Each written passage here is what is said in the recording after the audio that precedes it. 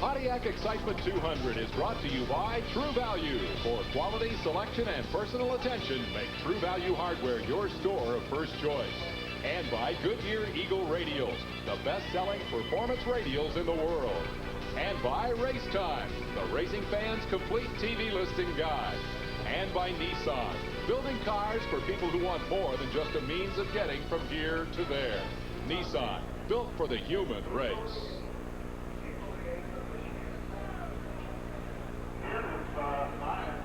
You might call it brisk or perhaps snappy. The word is just plain cold here at the three-quarter mile Richmond International Raceway, where we're preparing for 200 laps of grand national competition for $106,000 among 36 competitors. Good crowd out for today's program, and hello everyone. I'm Ken Squire, and alongside for today's action will be the editor-publisher of the National Speed Sport News, Chris Economaki, today. And as we get set here for all the action on World Sports, let me ask you, Chris, what do you see out here for this race as far as the temperatures are concerned? Well, I think the temperatures are a concern to the drivers, particularly in the early laps, getting their tires warmed up, but the wind is also a factor. Angling across the track from turn 3 to turn 1, the flags are standing straight out from their poles. That could be a problem. Among the competitors today, several of the top Winston Cup drivers. Dale Earnhardt is back today, Harry Gant, and it will be Michael Waltrip on the pole. It'll be his 5th occasion on the pole position, with Kyle Petty starting alongside, carrying one of our World Sports onboard cameras.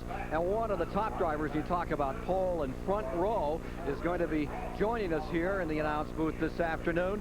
It's none other than the driver number 25. You'll recall Ken Schrader's great run for the pole at Daytona 2 straight years. Then this altercation in the qualifying race, came back, worked his way through the field twice in the running of the 500, and then came up a bit short with a piston that collapsed on you, right? Well, we had some engine failure, but the old car was running awful good. It sure did, and now here we are, ready to go on this three-quarter mile track, and after those breathers you had on that long back straightaway down at Daytona, this track is all turn.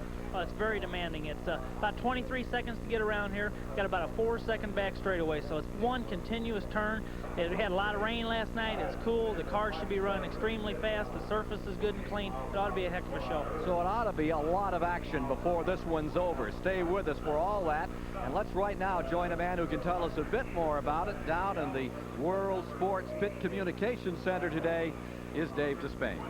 Well, thank you very much, Ken, and it is our pleasure to share the Pit Communications Center today with this young man whose face has been on every newspaper in America, on Letterman. He's been on Motor Week Illustrated. He is, of course, the upset winner of the Daytona 500, Derek Cope. First of all, big congratulations. Have you had to pinch yourself this weekend and say, gee, this is all for real? I really won the Daytona 500? All week long. I'll tell you, it's been a heck of a week for us. A lot of activities involved in it, but, you know, it's been a wonderful moment for us, and now we're just tickled to be here in Richmond going racing again. He's going to help us call the action today. We'll hear a lot more from Derek Cope, but right now we need to get to the head of this grid. One of the bright young stars in the pit reporting business is with our pole sitter. Let's go to Steve Burns. Ken Squire mentioned that this is Michael Waltrip's 5th pole in Busch Grand National competition, yet this is only his 17th career start, and Michael says this car is nicknamed the Jet. Yeah, Ronnie Silver and his guys do a real good job preparing this car, so when I get to the racetrack, my job's pretty simple. Believe it or not, we only had like 3 laps of practice prior to qualifying, but yet was able to put our Kool-Aid Pontiac out front for the Pontiac Excitement 200, and I'm looking forward to the race. Michael, you should be warm inside the race car, but will it be a factor in race conditions today? No, it won't be at all. In fact, me and the 42 guys I got behind me here have got the best seats in the house, because we're going to be able to see well, and we're going to be warm, and I think a lot of people that are in Richmond today won't be that. Alongside Michael Waltrip on the front row is another Winston Cup regular, Kyle Petty, and Neil Bonnet is with him. Yes, here Kyle sits on the front row. He runs a lot of these races, and he always gets to the front, but this is your best start in a Busch Grand National race. Yeah, it's the best start that we've ever had. I was looking for my car back there about 21st or 22nd before I found it up here. You certainly got it in a good place, and I know that you had some troubles like Darrell did last week, had to put an engine in before the race. You lost a motor just a little while ago, got a brand new engine in, so it's going to be a question mark. Yeah, really it is. Mike Pryor checked the other plugs, and he said he thought it best that we changed, so we changed over, and the guys really worked their tails off to get this thing Pontiac back up here on front. I can't help but ask you, Kyle, that helmet sure looked like Emerson Fittipaldi. One thing about it, it's not dull. It's not dull at all. I got the guys at Bell Helmets to paint me something wild, and they come up with this. Wish you the best. And now we go back to one of the better-looking drivers on the circuit, Patty Moise. Neil, that's for sure. She made news here in her first attempt for making this show. She qualifies in 10th. Patty, will the lack of experience hurt you this afternoon on this racetrack? I'm sorry, they're talking to me on the radio. I can't hear you. Have a good run. Best of luck to you. Let's go back to Ken. Patty Moise, who's qualified 10th, ran a lap over Talladega at over 217 miles per hour to make her the fastest lady in an oval track effort. And we'll be back with more here today at Richmond International Raceway in the starting lineup in a moment. We're in Richmond, Virginia, where the war is about to get underway. The cars have rolled off pit road and are rumbling around on the first of a couple of pace laps to bring the engines up to speed and get us ready for a green flag. The man who will call the action today up topside, Ken Squire. And down below, as the field begins to roll out, you're riding with Kyle Petty here, who is carrying our Racetime magazine in-car camera right up there in the front row for today's action. One car coming out a little slowly, Ken. Down here on pit road, just getting underway. Looks like Bob Presley. You know, Ken, the makeup of this starting field is really interesting. For years, stock car racing was a southern sport. There's drivers out there from 17 states, if you can believe that. Virginia leads with 8. North Carolina has 6. Tennessee 3. 2 each from Florida, Vermont, Maine, and Connecticut, and 1 each from Kentucky, Oregon, Missouri, Florida, Pennsylvania, Arkansas, Mississippi, Texas, New Jersey, Illinois, and Georgia. Really representative field. Let's take a look at the starting lineup for the running of this Pontiac Excitement 200 at Richmond today. On the pole is Michael Waltrip for the 5th time in his career in 19 starts. Waltrip up in front of number 30, and beside him comes Kyle Petty in the front row, new engine and all right now. Then in row 2, it's 2-time Grand National champion Tommy Ellis, and on the outside, it's Jimmy Hensley in car number 25 with new sponsorship and great hopes this year. Chuck Bound, originally out of Portland, Oregon, will start on the inside of row 3, and outside the winner of the only Grand National race at Richmond, Bobby Hamilton. For row 4, and there goes Harry Gant in car number 7. He will be tough this afternoon, and Robert Presley is alongside in car number 59. For row number 5, Kenny Wallace, younger brother of Rusty, starts on the inside, and Patty Moise is on the outside, starting 10th. Had a great run in the ARCA race at Daytona and then failed to qualify for the Grand National Goodies 300. Let's take a look at the remainder of the starting field. In row 6, Elton Sawyer's there with his new team. Tom Peck, who's a good-looking new driver. In row 7, it's Mark Martin in the Ford, and from up in New England comes Dave Resendes. In row number 8, Jeff Burton's there, and Dale Earnhardt cranked up and ready to go. Row number 9 for this afternoon, Todd Taylor and Jamie Obey from up in Heinsberg, Vermont. In row number 10, it'll be L.D. Ottinger, former national champion, and Rick Mast in car number 22, a new team for him. Row number 11 is Dale Jarrett, who did such a magnificent job in the Goodies 300, and Jeff Purvis. For row 12 today, it's Joe Nevicek and Joe Bessie from the state of Maine. Row 13 for this race is Dana Patton from New Hampshire and Ward Burton. In row 14 today is Bobby Labonte. That's the brother of Terry Labonte and Donnie Ling Jr. Row 15 is Tommy Houston and Connecticut's Randy LaJoy. In row 16, Wayne Patterson and Bobby Dotter out of Chicago, Illinois. Row 17 is Kelly Moore and Jack Ingram, the 5-time champion, number 11 you see there. And then row 18 is Ron Lamell and Ron Cooper as we get down to 1 lap to green. Ron Lamell from Essex Junction, Vermont. You know, this is an interesting racetrack. It's 3/4 of a mile measured 15 feet in from the outside cement wall. And you can see that white line in the corners. That's the measuring line there. The banking on the straightaway is 8 degrees. It's 14 degrees in turns 1 and 2 and 3 and 4. And the backstretch looks flat. It actually has a 2-degree pitch to it. So there's a variety of bankings here, and it's a very fast track. And as Ken Schrader said in the opening, it's mostly turn. Bias Ply tires today. Radials will run in the Winston Cup race tomorrow. Pace car about to come in, and from the Racetime magazine camera in the front row, there's Kyle Petty, number 42. Michael Waltrip tucked right down to the inside. Michael's won 2 Grand National races. Kyle's still looking for his first. Behind him comes the number 99, Tommy Ellis, who is one of the superstars of this great series. They're away and running. 3rd biggest series in America, NASCAR Grand National. And on the break, it is Michael Waltrip pouring it on. Kyle Petty with the new engine, just installed this morning, holding second as they go into that back straightaway. And it's really tricky getting into 2 and also into 3 down here, Ken. Well, it really is. You know, you run down in there and it gets pretty crowded. You got to kind of watch out for pit wall right there. And it's just this place gets more crowded than you think it would be for a track this size. L.D. Ottinger's number 2 right in the middle of a 3-car press. Meanwhile, up in front, here's car number 30. Michael Waltrip tending to his knitting, staying in front. Jimmy Hensley's finding a groove all his own on the outside. Everybody else seems to be pretty much in line up front except for Hensley, the number 25. He's in 4th position now, just ahead of number 63, Chuck Baum. He likes that high road. 42 closes up. There's those 2 cars side by side. That's Hensley on the outside and Chuck Baum, the former Winston West champion, on the inside of the Nescafe car. The 2 leaders go back down into turn number 3. And going to the inside, Kyle Petty trying to make a move. That looks treacherous in turn number 4, Kenny. When you pull up on that wall, if anybody just touches you there, it looks like a head-on.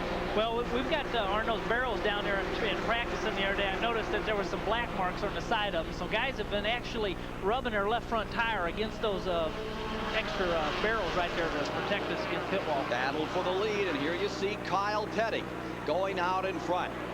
Kyle goes to first, number 30. Michael Waltrip in second, Ellis waiting in third, and Chuck Baum holds fourth. Front 3 all together. Look at Ellis climbing up on the inside, who knows this track so well, in the car number 99. Now from the lead, that's how the track looks. It's a lot different for anybody running out back as they go down through 3 and 4. And that's how close you come to the wall. That's a head-on look at the wall. Anybody just touch you there. Kyle Petty with that camera showing you from our Race Time magazine camera just how close you run to that barrier that separates pit road from the racetrack here on this 3/4 mile track. I think the question for Derek Cope here early on would be this. Derek, you had 500 miles to work on them last week in Daytona. This thing is a sprint race. How critical is it to get to the front early? It's very critical. You know, I think a lot of guys got to realize that, you know, that their car has to be set up pretty close to neutral to get started. And the key, I think, is getting in the corner as hard as you can, letting the car rotate around the bottom of the racetrack and not get on the throttle too soon. Especially early in the race like this, if they get on the throttle too soon, they have a tendency to push off the corner, and somebody's going to get underneath them like Dale Earnhardt was early in the race here. Here you see the 25 car, Jimmy Hensley, closing in on Chuck Baum, who had that 5th place qualifying position, one of his better efforts. The 63 is Baum, the red and white car, and now you're back in the Crown car. That car rolling up through the field is Jimmy Hensley fighting up here for the lead. Jimmy doing a terrific job. Now watch that right down on that wall, Christopher. Remarkable. And Kyle Petty's pulling away a little bit here, opening up his lead. I asked him a question for Ken Schrader. In 3rd place is Tommy Ellis. He's a local driver. What is it, Ken, about a guy racing at home that he always seems to do better? Is it determination, knowing the track? What is it? Chris, I can't really answer that other than I guess it's just more want-to, because we had a couple dirt tracks around St. Louis area that when we went back there, we just always ran real good because we just wanted to make sure we got in trouble, looks like. Oh, we got a spin. Up here, Patty Moise has looped it in turn number 3, and now 4 more. Ron Lamell, the last of the group. Bobby Donner is in it up there in that blue and yellow car. Let's see who else is coming about. But nobody touched anybody. They spun around and stopped, and all the cars are whole. The tires probably flat-spotted, however. 9 laps complete as the first caution comes on the track in this 200-lap race. The Pontiac Excitement 400. And in replay, let's see if we can get Ken Schrader to help us fathom what happened out here. Well, from where we saw it started a little bit late, but Patty definitely got turned around there, and looked like Resendiz and Dave Resendiz and I guess Dale Jarrett were real fortunate to get by on the outside over there. So 10 laps are down here at Richmond. First caution of the day. Patty Moise's car still sitting in turn 3. Back with more. 12 laps have been completed. We're under caution after 4 cars spun. No serious damage in turns 3 and 4 of the Richmond International Raceway, getting set for a green in about 2 laps, I would estimate. Let's go back to the old editor, publisher of the National Speed Sport News. What about? You know, this field lined up, all but 3 cars are General Motors products, Pontiac, Buick, Chevys, and Oldsmobiles, but there are 3 Fords in the race. Cars number 1 with Mark Martin, car 56 with Ron Cooper, and car 71 with Randy LaJoie, and they've had trouble with those new V6 engines. back end of the field. There's Dale Earnhardt, who is running 13th on the field as we get set to resume here today. He won the first Grand National race of the season at Daytona in a very dominating drive. And getting back to the Fords, the new cylinder heads are here, and they've not been proven too well. They've been a lot of trouble, and the Ford lovers are going to have a tough day today, Ken. I think it really makes a difference with these V6s, and it really does make a difference, particularly GM, but in Winston Cup racing, it's who's got the stronger team that makes the difference, Ken. Well, most definitely, but the General Motors V6s have got about 3 or 4 years development head start on the Ford V6s, and that's really showing up in this series where everybody runs V6s. This series is so competitive now that we can see like Dale Earnhardt in 13th spot. It started in 16th, and he's gained a couple of spots because cars in front of him were involved in that accident. On the restart, Kyle Petty will be in front, Michael Waltrip in second, Ellison third, Chuck Bound fourth, Hensley fifth, Gant sixth, Dotter seventh, Wallace eighth, Sawyer ninth, and it's Tom Peck in 10th. Let's go to Neil Bonnet. He stopped, and she stopped, and it didn't seem to be anything but sheet metal damage. They got her right back out, and while you're talking about the Fords, Mark Martin made a stop and changed air pressure just strictly for stagger on the handling. Thank you, Neil. Back under green, Patty Moise a couple of laps down and on the brake. Kyle Petty just rolls out in front. Car number 42. Michael Waltrip stays right there with him, and Ellis maintaining third. Meanwhile, further back in the field, the move is on. Car number 3. Earnhardt trying to battle his way through some cars as the leaders come around to complete another lap.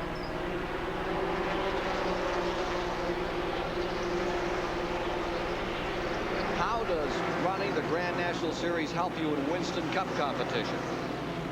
Kyle Petty? It gives you an advantage, a little bit of one anyhow, to be able to know what the racetrack started at the beginning of the race, to know what it is at the end of the race. Then you come right out of that car and get in your Winston Cup car for the final practice. So you got a little edge on some of the other guys to be able to adjust your car a whole lot quicker. On top of that, it's just a lot of fun. You get to go over there, you race against guys like Darrell Waltrip and Dale Earnhardt just like you do over here. But you race against guys like Jack Ingram and Tommy Houston and Tommy Ellis, guys that are just as good a driver. And it's fun to race against different people sometimes. So, you know, really I enjoy the Busch races and stuff. I enjoy the small tracks a little bit better than I enjoy running the big tracks. Thoughts of Kyle Petty out in front, trying to win his first Grand National event here this afternoon at Richmond International Raceway. You're watching it live on World Sports. Patty Moise is back in the pits another time with car number 45 after she spun early in the event. Kyle Petty is first, Michael Waltrip in second, Ellis is holding on to third, and here's your 12th place runner, car number 3, the black car. That is Earnhardt, who's working his way up to the field, running right behind Jeff Burton in car number 12. Burton is driving a car fielded by Sam Ard, a former great in this series. Got injured a few years ago and is unable to race anymore. And Earnhardt is having a lot of trouble getting by. And here is Chuck Bound falling back. That's the number 7 car of Harry Gant pulling up. And with him comes Bobby Hamilton, that sensational driver out of Nashville who won here in the fall Grand National race, the only Grand National run a year ago. We were snowed out. We had a foot of snow down here last year at this time, Chris, so we can't be complaining about the fact that it's so chilly. I wonder if people know the difference between these cars we're seeing here and the Winston Cup cars that we saw last week at Daytona and we'll see on the same track tomorrow. The difference is weight. The Grand National cars weigh 3,200 pounds against 3,500 pounds for their big brothers. The engines in the bigger cars display 358 cubic inches here. They're 274. The horsepower difference is 660 for 500 for these. And every car on the track here today has got a V6 engine. And they're all on bias wide tires. When in tomorrow's race, they'll all be on radial. Let's go to Dave Despain. As we watch this battle continuing here, and particularly watch Dale Earnhardt working his way through this field, I think he remains the man to watch today. He is in that black number 3, and we see him making the move right here on the number 12 of Jeff Burton. He's been pressuring Burton now for 2 or 3 laps. Derek Cope, mostly you saw the back end of that car until the last lap of the Daytona 500 when Earnhardt went out of the picture and you won the race. My question is, why do they call him the Intimidator? What is it that Earnhardt does when he's filling up your mirrors that earns him that nickname? Well, I think the key is that Dale knows what he needs in a race car, and he knows how to capitalize on other people's mistakes, and he has the tools to make it work with. And as you can see there, he worked on Burton for a long time and finally got him underneath. So I'll tell you what, his car is working pretty good, but it's a tough racetrack to pass on, and he's have to be very careful working his way up in front. He's taking his time. That pass moves into 11th. Earnhardt on the mark. Ken? And also moving up, here comes Harry Gant around Ellis into third, and with him, Hamilton fighting now with Tommy Ellis, and he also gets the high side to work for him in car number 8. Gant definitely on the charge here this afternoon. I want to Kenny Schrader. You know, at Daytona we talk about aerodynamics, drafting, and slingshots. Are there any aerodynamic considerations? Whoop, somebody just tagged the corner of the track down there. Mark Martin. Car number 1, Mark Martin has crashed hard at turn 4, and he ends up right in victory lane with no brakes. He has hit the barrels, and here you see his car right in victory lane. He drove over the post. The front end is gone. He nipped those barrels sitting at the entrance to pit road. Right in the midst of turn 4, the barrels have all been torn apart. They're filled with sand. You know, those barrels are interesting. That's the product of John Fitch, a former race driver from Connecticut. He invented this plastic barrel filled with various energy-absorbing materials called Fibco, Fitch Industrial Barrier Company. And you see them on main highways, and now they're used at racetracks as well. They're going to have to sweep up out there. And John Fitch was the man who was at Le Mans the year of the terrible incident, and he really has dedicated his life to coming up with ideas for safety on the highway, and this certainly is one of them. Well, we have another caution on the track. It comes at lap 26. It is Mark Martin's car, which has crashed out of the event here in the turn 4 area. And we will be back with more of our live coverage of the Pontiac Excitement 200 from Richmond shortly. Stay tuned. We're back with you at Richmond International Raceway, and at lap 29, the red flag is being extended. We have had an incident which has destroyed the barrels that protect that 4th turn wall. Therefore, the cars are going to be halted, brought to a stop while they repair them. A dangerous situation has developed here as they're pulling away Mark Martin's car, which tagged those barrels, took a piece of the wall, and then went several hundred feet to land in victory lane, and apparently caught a brake line, tore up the front end, and he can't go anywhere from there, Ken Schrader. Well, I didn't exactly see him hit, but I know that when you hit those with the left front, it had to completely mess up all the steering mechanisms, so that car's got to be out. Let's go to Dave Despain. We're with the Daytona 500 winner, Derek Cope. Derek, first of all, about that turn 4 wall. It was such a controversy when we first came to this new racetrack. The barrels are a new addition. As a race car driver, are you comfortable with that area of the racetrack? Do you feel safe going by there? Well, you know, it's different. It's than any other racetrack we normally go to. But when you come down through there, it's just a situation where you have to get past the apex of the corner and get the car rotated and turn there, and then get a square point to come off at. It's difficult, but it just takes some precise work. Total change of subject. I understand that you're going to get David Letterman in a stock car and take him around the racetrack. What's that all about? I understand the race nut in him came out when you were on his show this week. Well, I'll tell you, he really is excited about racing, and we're going to try and get him down to Charlotte Motor Speedway and get him in one of our cars out there. He's expressed some interest there, so we want to try and keep him off the streets of New York, though.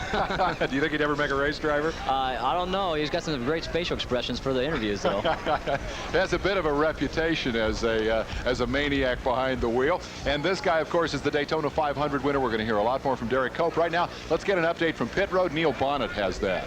Yeah, we're looking over at Mark's car. We can see the left side, and he clipped the left front wheel, and it looked like it drove the suspension all the way back up inside the car, and it probably ripped the brake system off like you were talking about. And we discussed that last year. You know, they said if they move that wall, it doesn't make any difference. They're going to continue to clip as close as possible. If they took 200 foot off of that thing, we'd still be working on it. So it's just going to be a factor of this from now on at that racetrack. Okay, here we go with Steve Burns. Thank you, Neil. The Bodine name is a very famous one in Winston Cup racing. Jeff Bodine, of course, and Brett Bodine. Jeff's in the Thunderbird of Junior Johnson's this year, and Brett in the Quaker State Buicks. Here's the third one in the list of Bodines, Todd Bodine. And Todd, you've got one of the most unusual job titles in the Busch Grand National Division. It's fabricator driver. Explain that. Well, I started out with Highline Racing 2 years ago.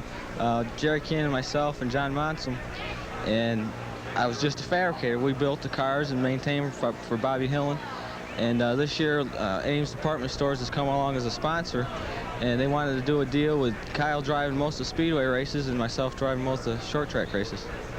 Now, I know your brothers tried to talk you out of it. Why'd they do that, Todd? And why have you decided, no, this is what I want to do? Well, they wanted, it's, being a driver is a hard life. You know, you're on the road constantly, and they wanted me just to stay on the safe side of it, be a fabricator, crew chief, or whatever it took. But driving's in the blood, and that's what I want to do. And an update on this car. We mentioned at the top of the broadcast that they changed an engine in Kyle Petty's car. Crew Chief Jerry Kennan reports that Kyle says it's running just as strong as the first one. Well, thank you very much, Steve Byrne.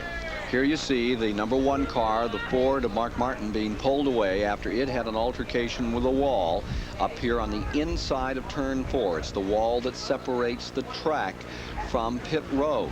And they have these 3 barrels that are filled with sand to protect that area. They've been nipped, and then the car got a piece of the wall as well, and it went several hundred feet. On the backstretch, you see the field under the red flag condition. They cannot be worked on. The drivers are still in the machines, and it's Kyle Petty in first, Michael Waltrip in second, Gant is third, Bobby Hamilton fourth, Tommy Ellis fifth, Chuck Bound is running in the 6th position. Then we have Kenny Wallace in 7th. Hensley is running 8th. Elton Sawyer's up to 9th. Tom Peck is in 10th. And Dale Earnhardt has brought himself to 11th position. Jeff Burton is in 12th. In 13th is Jamie Obey. 14th is Dale Jarrett. 15th is L.D. Ottinger. 16th is Dana Patton. And Tommy Houston lies 17th, with Rick Mast in 18th, Ward Burton in 19th, and Joe Bessie rounding out the top 20. Let's get a quick word from Neil Bonnet. Yeah, Mark Martin just came out of the hospital. They checked him over. How's everything going, Mark? Oh, not too good today. I made a mistake.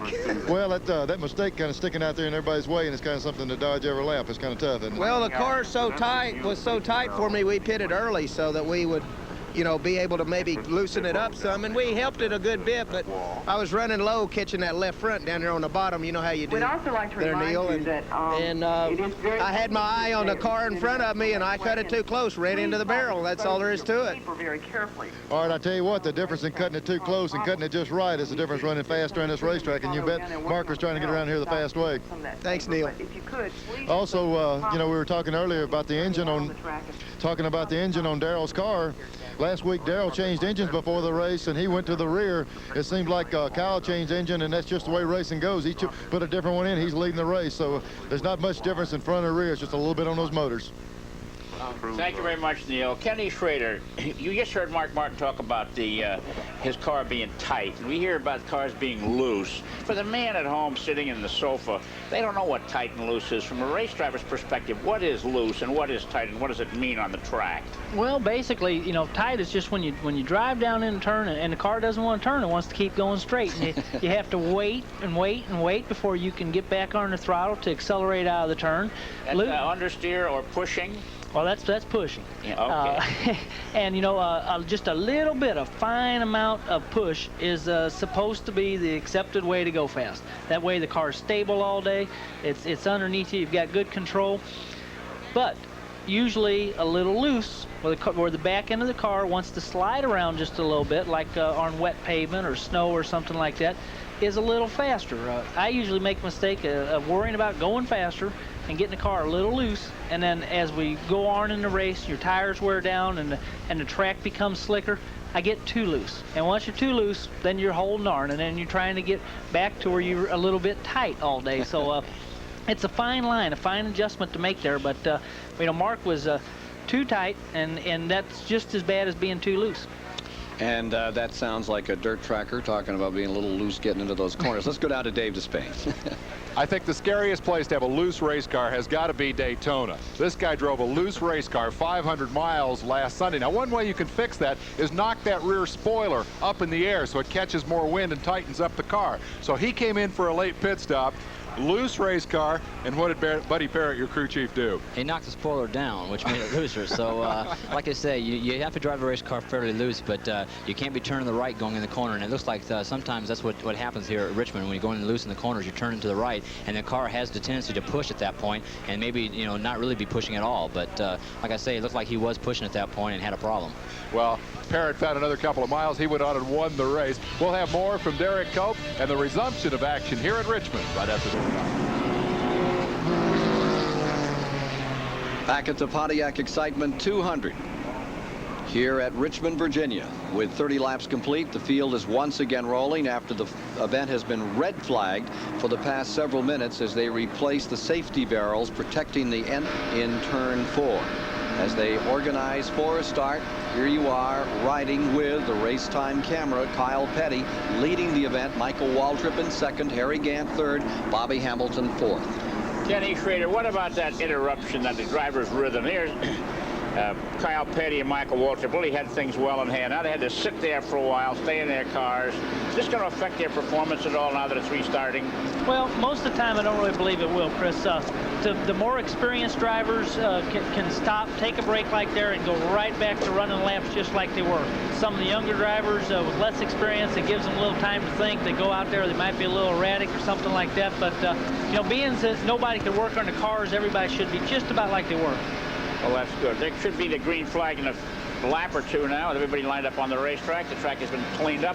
The course workers did a very good job in quick time. One of the victims here is Jeff Purvis, that top dirt tracker in trouble. He's parked back in the garage area now as we get an overall rundown for you folks at home in this Grand National race. Jeff, I don't know what took him out of the race. He qualified real good here. He's going to run quite a few Busch races this year. And when it comes to sliding a stock car around on dirt, they don't come any tougher than Jeff Purvis. Well, of course, he ran All-Pro last year, won that race at Pensacola, and looked really good. Tennessee driver Jeff Purvis is down now, back behind the wall, wants to run the entire Grand National circuit this year, all 30 events, 29 events. Field getting organized, setting up for a start. Pace car has them in tow. We'll be going to our Race Time magazine camera and Kyle Petty, to the Crown Fast Fair in-car camera with Jimmy Hensley as this race gets back underway. We'll be watching carefully as car number 3, Earnhardt, tries to sort himself out.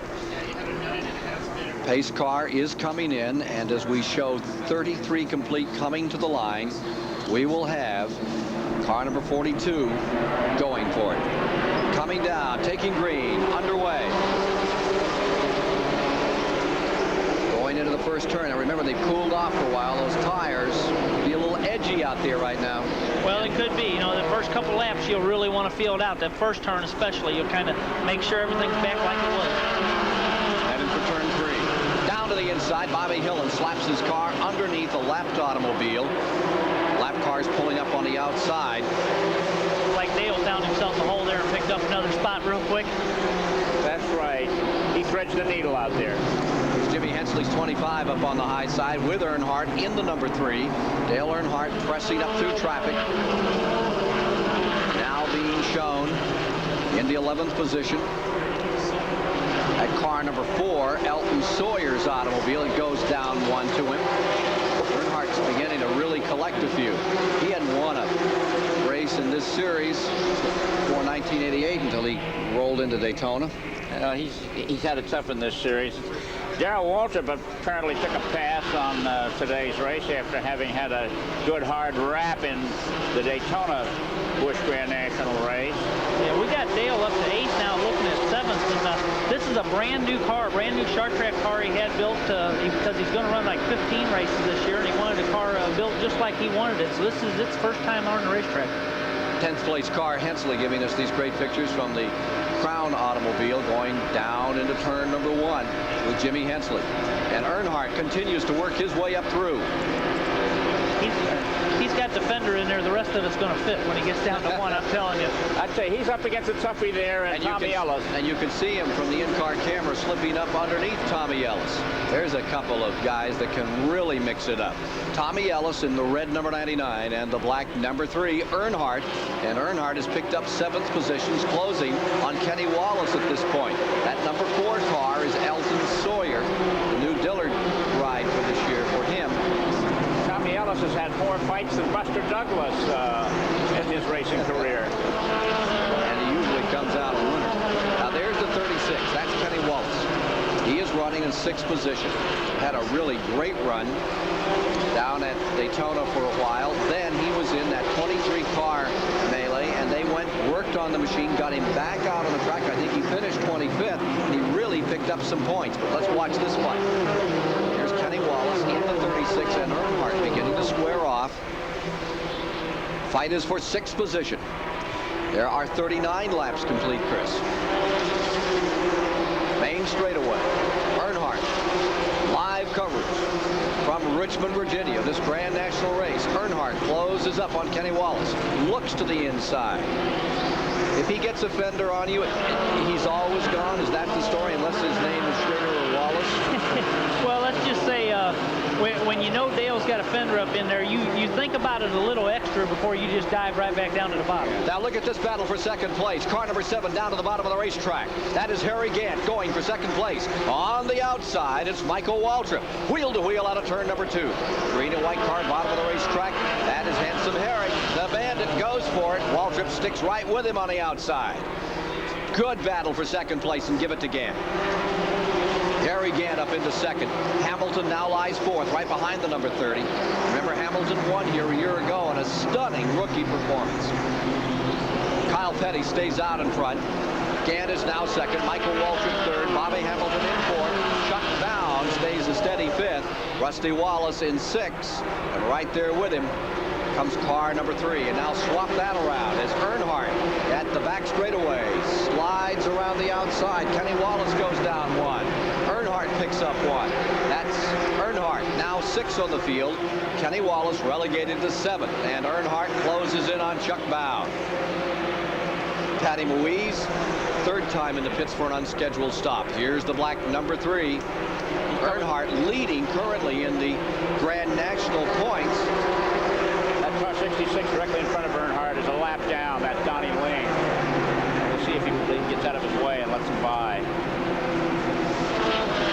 66, running a very smooth line out here is Donnie Ling out of New Jersey. And he lets Earnhardt go as he is a lap down. Here you have Gant in the 7 car being shown in second, and there you see the interval back to Michael Waltrip. Got a spin off 2 here. Ooh, got a big spin. Presley around 2, 3 times. Leaders directly in front. They go on to the binders, and Presley continues. He's back underway, running in 2 complete 360s. You know, the yellow flag was out. It just seems to me that there was no yellow needed, but the yellow flag came out instantaneously there, and it slows up the proceedings, and everybody closes up again. That was quite a dance, Presley's car did. I think he kept his foot on the gas, Kenny. Yeah, sometimes, you know, you look at the after effects of that, you don't think there was a yellow, but what the yellow did was guys in between 1 and 2, guys going into 1, all the group, it warned them that something was up, and if they'd all been running full speed through there might have been more damage done. How much do you watch the lights out there? How much do you pay attention? We saw that ARCA race where it looked like 3 drivers just flat missed it for a lap. They had one of the crew that works in the infield at Daytona injured, but Kozlowski, Patty Moise, a couple of other people ran 160, 170 miles an hour under caution. Do you see it? Do you look for it? Well, you try to make it something that's second nature to them. You familiarize yourself where they are at all the tracks, and it's not like you glance at the light, you just glance that direction and notice if there's yellow over there. Tommy Ellis is the man that takes this opportunity to pit. All the rest of the field is staying on the track at the present time. Ellis is in. Also coming in is car number 86. That would be Dana Patton out of New Hampshire. And Jack Ingram also comes in. Here is the Ellis car in, and here is the Patton car in, and here is the Ingram car all on pit road. What do you think, Kenny, of these cars that are taking on fuel now? They're going to be able to make it to the end? We'll find out after the next commercial, but as soon as you can see whether these guys gamble on the distance. We'll be back for more of the Pontiac Excitement 200. Welcome back to Richmond, Virginia for our live coverage. Just 2 laps under green since they came out of that caution period. 3 laps now. 51 complete with car number 42. Kyle Petty out in front. Kelly Moore just pitting his automobile. Patty Moise has gone behind the wall. There you see the second place man, the green and white, number 7, Harry Gant, followed by Hamilton in third, Michael Waltrip fourth. Running fifth is the Chuck Bound, number 63, and Dale Earnhardt is there. Now number 7 is showing a little smoke out there, Kenny.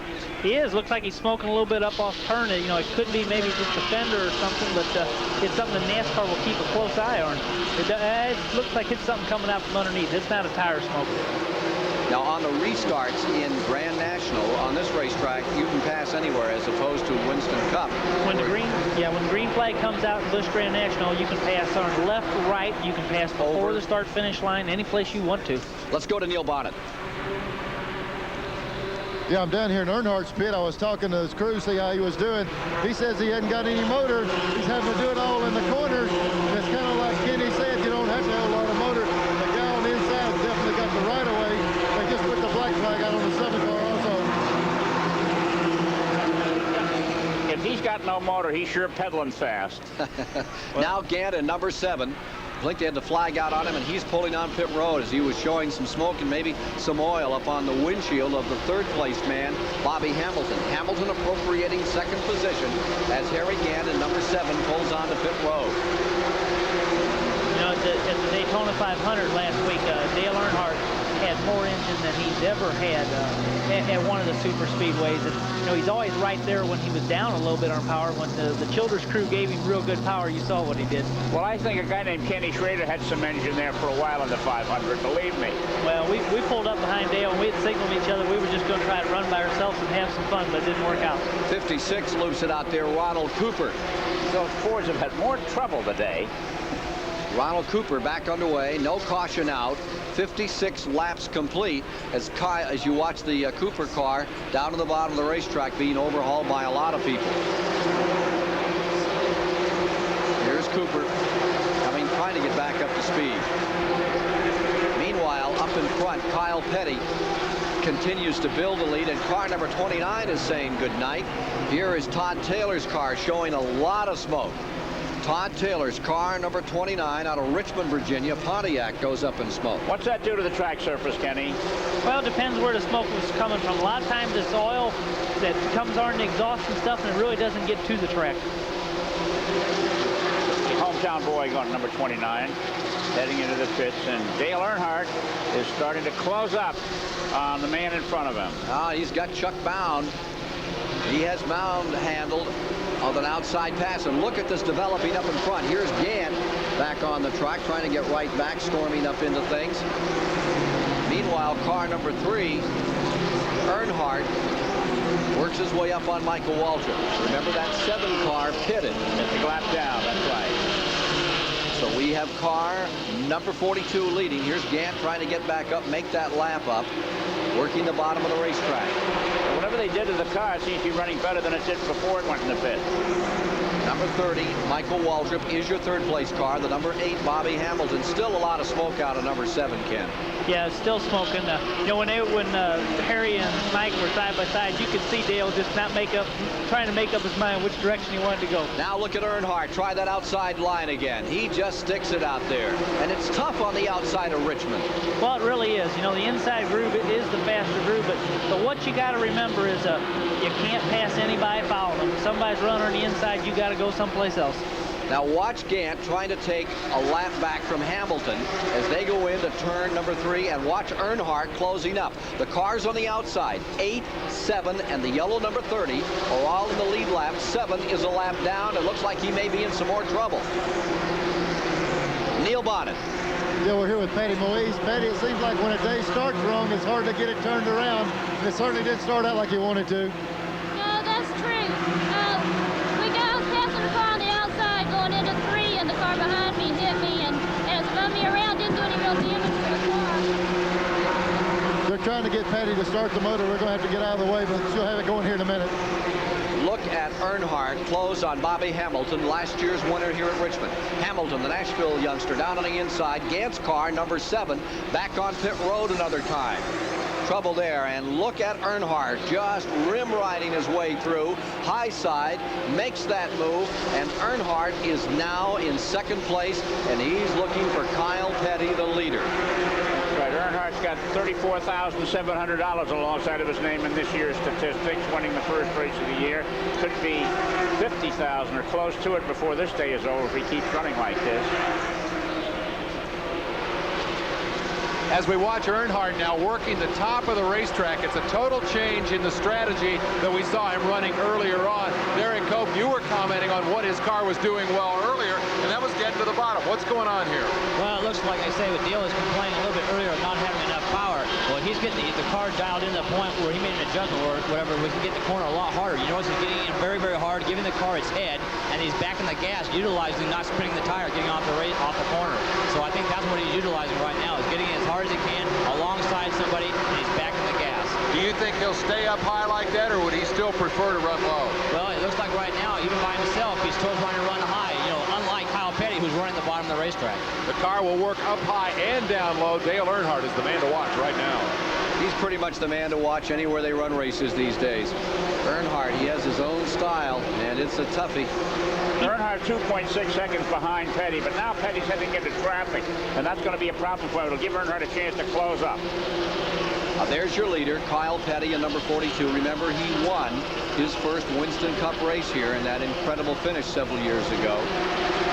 In this event, Kyle Petty, 4-car spun. Earnhardt and Waltrip up here in turn 3 and crash. Kyle Petty coming home. Here he is leading now in Grand National in car number 42. Pretty familiar number for the Petty contingent. And we would tell you now that Father Richard failed to qualify for the Pontiac 400 tomorrow and has gone home to Level Cross, North Carolina. They were running well on Friday in practice. Then they got down to qualifying. They were off. They came back today, and Richard had a very bad lap on the first one. He got it sideways in 4 and never got it back. And car number 43 will not be in this lineup for the second straight year.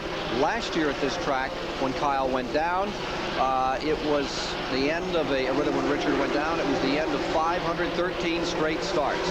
Here's the battle between cars number 6 and 36. Down on the inside for 6th place is Tommy Houston, and alongside is Wallace. Dale's gaining right now on Kyle at some laps as much as a 1/10 of a lap, but he's always breaking even, so he's closing it down. Another thing that happens to the racetrack here is if 3/4 of the cars are running in the bottom groove takes on a little more moisture and oil and stuff and gets a little slicker, and it makes the top groove a little better. This car number 44 is the guy that set everybody on their rear down at Daytona. That's Bobby Labonte, Terry Labonte's younger brother, in the red 44 right behind the 6. Then the 36, they're lapping Randy LaJoie in the 71.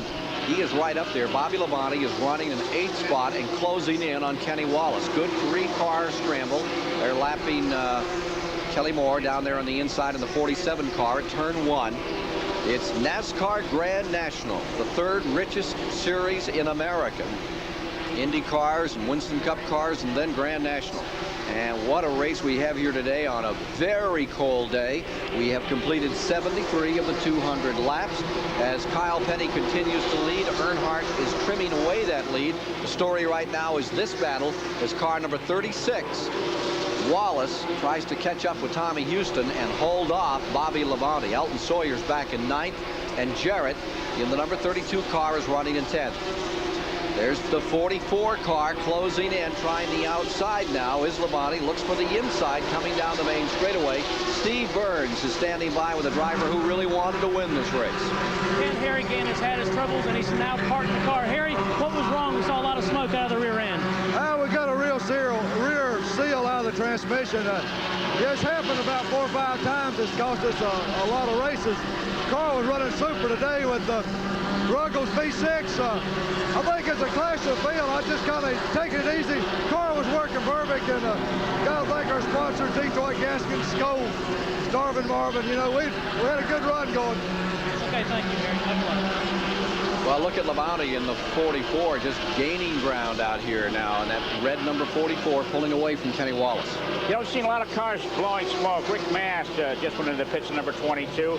Earnhardt was black flag at Daytona last Saturday for blowing smoke, and they stopped the pump that was pumping lubricant to the rear axle. What brings out all these smoking problems this year, Kenny? Well, it's just, you know, there's so many different fluids that run through these cars and different fittings and that, and there's just there's a potential for 1,000 different places for leaks, and it's just every once in a while we come up with one. Neil Bonnet has an observation. Yeah, I just walked over here and talked to Dale's crew again to see if he found a little bit more power. They're still saying they're down on power, but I kind of got a feeling whatever horsepower's on the hood, he's kind of got the whip on it. They said whatever there is, he's using it. Seems like he is. 78 laps are complete. Kyle Petty stays first. Earnhardt is closing lap after lap, about 5 feet per lap. Hamilton in third. 200 laps complete. Live coverage here at Richmond International Raceway. Kyle Petty's view as he works through lap traffic. And he really needs to work this lap traffic hard, because right behind him, behind this car number 42 with our Race Time magazine camera, directly behind Kyle, there he is, The man in black, old Darth Vader, is closing in again, putting a lap on Dotter in the back straightaway.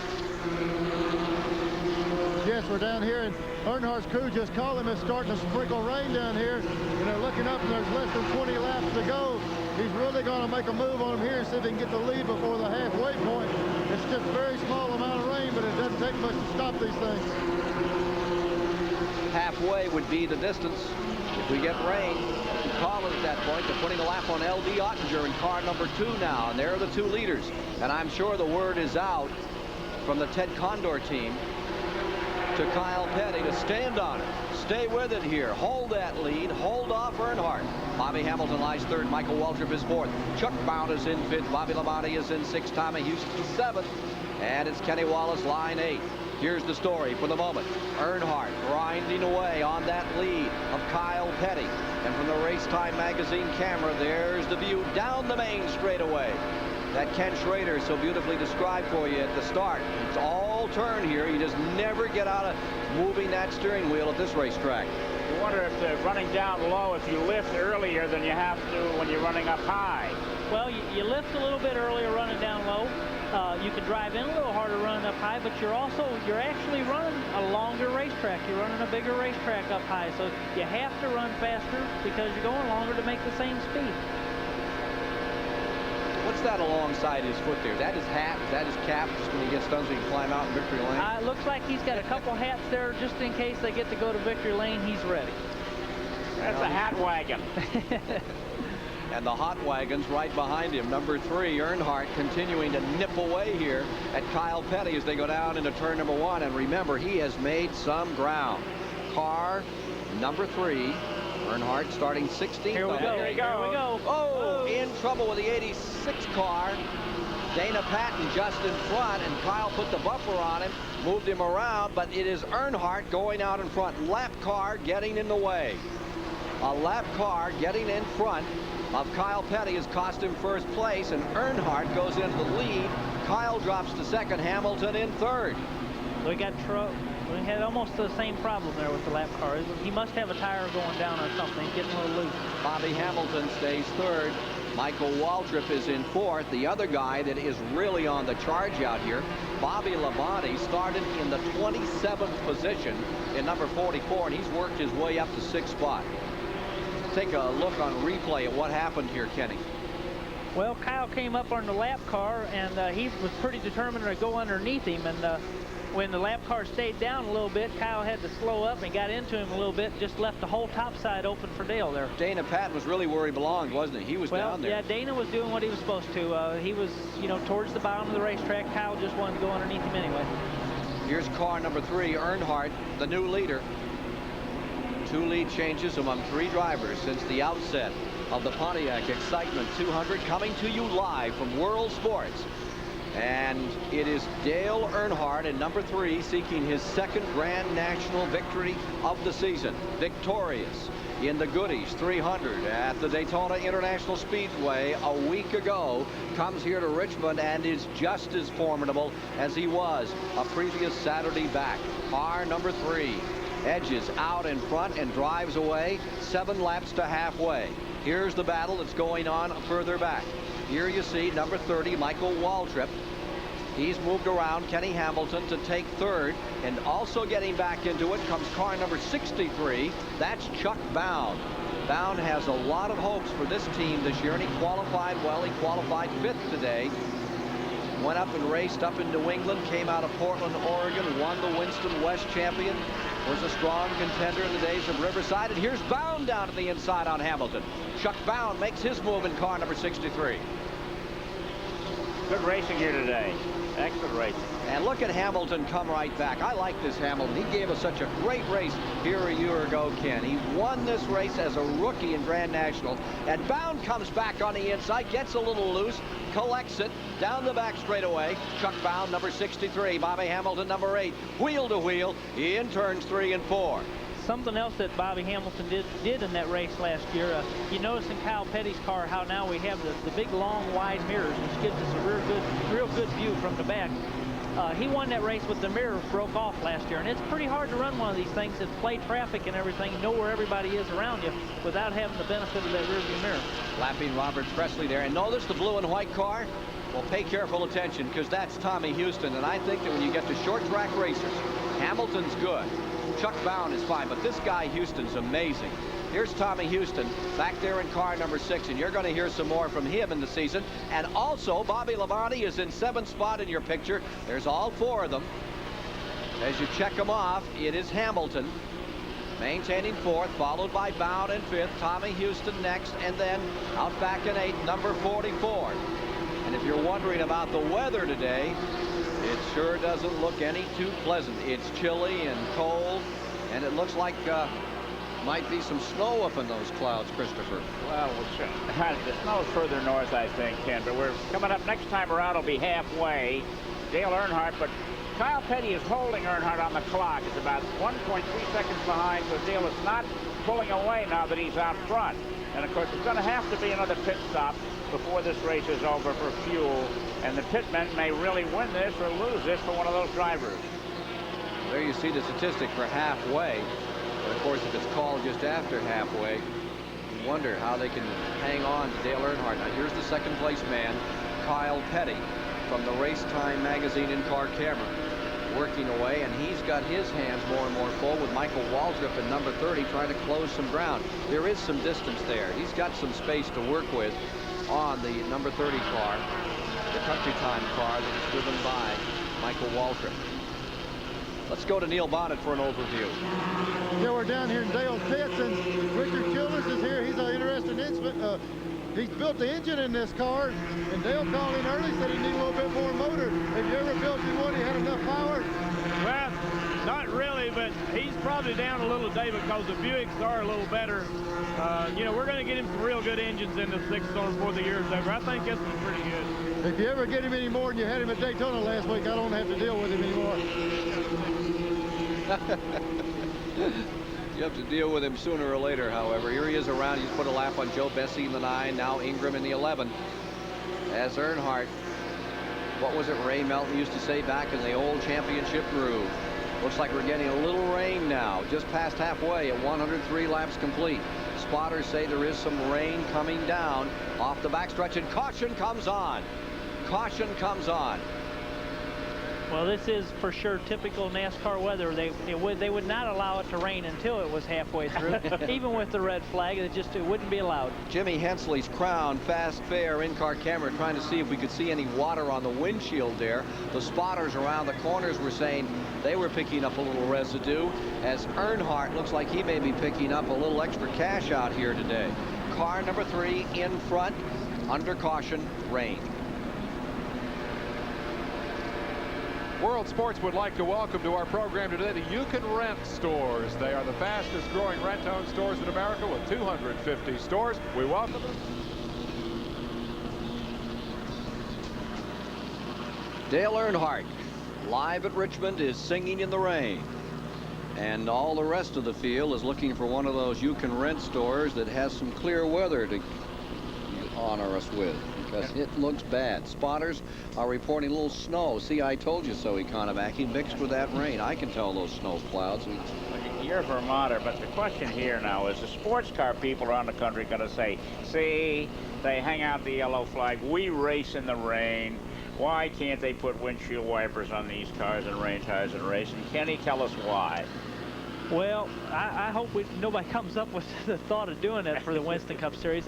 I guess if we turned right and left and our tracks weren't surrounded with concrete walls, and that our cars run on slick tires with no grooves in them, there's no place for the moisture to go. So when we get any kind of moisture out there, we're actually hydroplaning on top of it, and we've got no control at all. And with a 3,700-pound car as opposed to a 1,400 or 1,500-pound car, that's a whole lot of handle.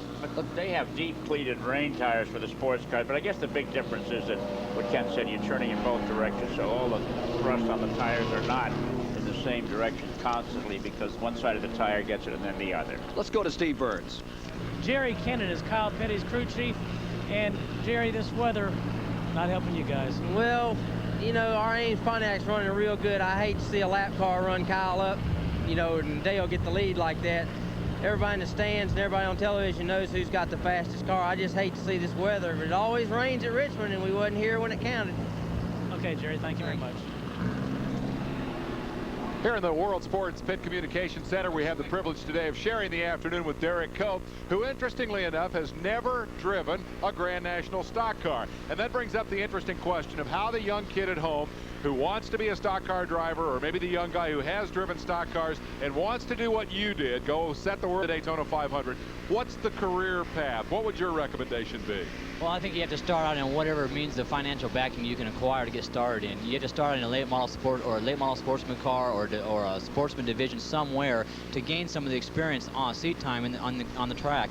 That's the only way. And then start trying to work on your ability outside the race car, and hopefully you can find some backing to help get you up, you know, a step further each week. Ability outside the race car. What are you talking about? Well, I think it's important that you're able to speak well and be able to represent, you know, a local businessman or somebody else, hopefully a corporation at one point in your career, because that's what the key is. If you could do that right, you get your picture in USA Today with your fists over your head because you won the Daytona 500.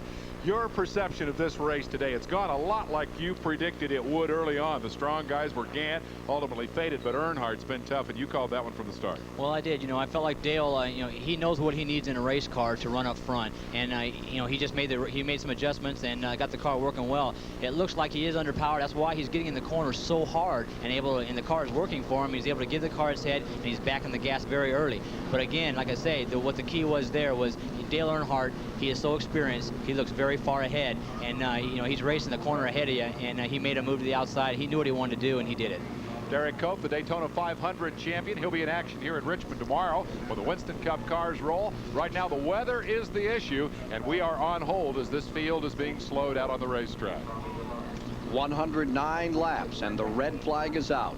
109 complete, and the field is now being brought onto pit road with a pretty good storm developing in the Richmond area. We are past the halfway mark. If they were not able to continue, then Dale Earnhardt has scored his second victory of the 1990 season. There, the lead changes thus far, 2 among 3 drivers, averaging just 79 miles an hour on this 3/4 mile track, where they can qualify at 114, 118 plus. It looks as though the fans are convinced that this race will not resume. They're leaving the grandstands in wholesale numbers. Wet seats are rather difficult to enjoy a race on. 4 cautions in the early going, 21 laps thus far, with 3 cars retiring. Standings as of this moment: Dale Earnhardt first, Kyle is in second, Michael Waltrip in third, Bobby Hamilton holding on to 4th, and it is Tommy Houston in the 5th position. Going a bit further back in the 6th spot is Chuck Bound. Chuck Bound in 6th, Bobby Labonte in 7th, Dale Jarrett 8th, Kenny Wallace in 9th, and Tom Peck is shown in 10th position. And the 11th spot is Elton Sawyer. Neil Bonnet is down on pit road with the leader. Boy, I tell you, Dale, you run me to death a lot of times, and here you are running me to death down there to catch you. You know, I'm from Alabama. I use this rain and snow. We hunt some of this stuff and not racing. Looks like you got them covered today. Well, every time I've hunted you, it seems like it's rain at me, Neil. No, the car is working good. We didn't have the horsepower that you know, the other guys got, but chassis-wise, we're doing good. Well, I tell you what, I got some good news and bad news for you. Leading this race, and they got a report on the radio. You said you could use a little bit more motor. Childers came down here to see what's going on. He said he's never been able to please you with the horsepower. He said you're going to complain. That's true. Oh, it's a Daytona motor, and it's really not got the hump off the corner, but maybe that's what's making the difference up on the handling. It's really getting off the corner good now that the track's got a little slicker. Tires got hotter and wore down more, so we picked up on them. Maybe we can get 4 tires and some gas here and go the rest of the way this thing clears off. What's weather calling, folks? Well, I tell you what, you're going to might need some mud snows before this thing's over. Here we go, Steve. All right. With Kyle Petty, Kyle's trying to get out of the cold weather and get something warm on. Kyle, this doesn't look good. No, it's probably going to rain it out from here on out, but that's the way it goes sometimes. Looks like we're going to have to put snow tires on from here on in. As long as we don't have to put snow tires on tomorrow, we'll be all right. We were running pretty good and got caught with some people driving out there that don't use the rearview mirrors, but other than that, it was all right. Okay, Kyle, thank you very much.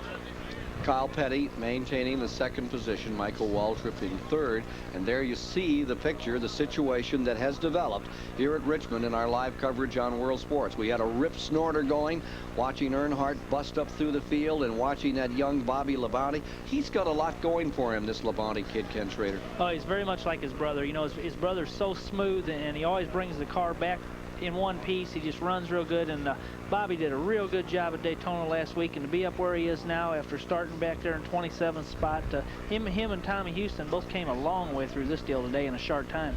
We've got to keep this active and exciting because the editor-publisher of the old National Speed Sport News about to nod off over here. No, I never nod off. The minute the motors stop, he stops. No, I was just interested in what Kyle Petty alluded that the fellow in front of him should have been looking in his mirror. It's interesting, race drivers always find something to blame. If it's not the car, the tires, or another guy on the track. I've never heard once Mario Andretti said, yeah, I ran into him, but everybody else has got a reason, an explanation as to why things went wrong. I do like the way 3 or 4 of you can crash, and then you can hear 3 or 4 separate stories, and you wouldn't think it was the same crash as far as exactly how it happened. That's what makes lawsuits at stoplights, however. It's a totally different story. He did it. He did it. Creative writing. Here you see some of the folks filing out here, and I think they're going underneath the grandstand, and they're really hoping to get their race back up and running once again this afternoon at Richmond. Again, after 109 laps complete, we are in dire straits. The floods have hit us for the moment. We hope it's just a passing storm. We'll update you shortly as some of the diehard fans hang right in here at Richmond and hope to see Earnhardt and Petty and Waltrip and Bobby Hamilton slam around this 3/4 mile track some more. A 2.5-hour delay and 10 laps under the caution flag. We are coming up to lap 119. It'll be 119 when they take green and resume the Pontiac Excitement 200. Chris Economaki alongside. I'm Ken Squire, and there you see Joe Bessie's number 9 from Maine on the tail end of the lead lap, just in front of the leader, who is car number 5, Ward Burton of South Boston, Virginia, in a Buick automobile owned by his dad, John Burton. 31 cars remain in the field. 36 took the green flag. That's holding up well for these cars. 200 laps the distance as the pace car comes in. All right, Dale Earnhardt, who dominated for a while, is back in the pack. Let's watch. Here he comes, trying to make a move on that leader, number 5, as they come to line. Right down to the grass. 3 wide, the black car on the inside. That is Earnhardt, and the door gets closed. Bessie swings high, and the 2 leaders shoot through on the back straightaway. Here's Earnhardt going for the lead. Dale Earnhardt going to 3, takes first place. Burton drops to 2nd. Michael Waltrip in 3rd, tries to clamber up underneath the car number 5. The yellow car, bottom of your screen. Second place is Michael Waltrip. With him comes number 63.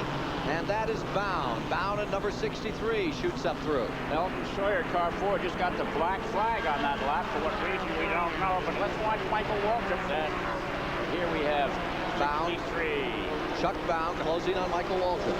Waltrip looks like he wants to get that lead back. Waltrip held the lead early in the contest. So number 3 stays out in front. A couple of lap cars up in front. There's the Bessie car.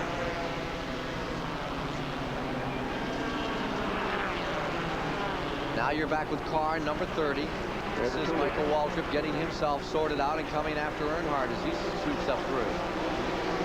Michael Waltrip closing in as they all take that high line now around this 3/4 mile track. It looks like Waltrip is able to hold, to stay with Dale Earnhardt. Getting by him, of course, would be another matter, but he's got room if he wants it here. Here he comes, the bottom. Michael Waltrip, who has won 2 Grand National races, comes down to the bottom of the track, and Waltrip has Earnhardt pinned on the outside. Waltrip is able to handle on the bottom of the racetrack. He's going for first place. Michael Waltrip.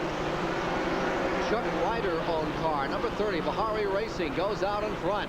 So these cars all changed tires just before the green flag was waved, and whatever it is they put on Waltrip's car from a stagger standpoint has improved its performance immeasurably. So car number 30 is your leader. Earnhardt is in 2nd, and Chuck Bound in number 63 pulls up into 3rd. 75 laps to go. There's your top 3. There's Bound in 3rd, trying to close on Waltrip in the 3. 30 is your leader. Burton in number 5 stays 4th. Dale Jarrett in number 32 goes up into 5th.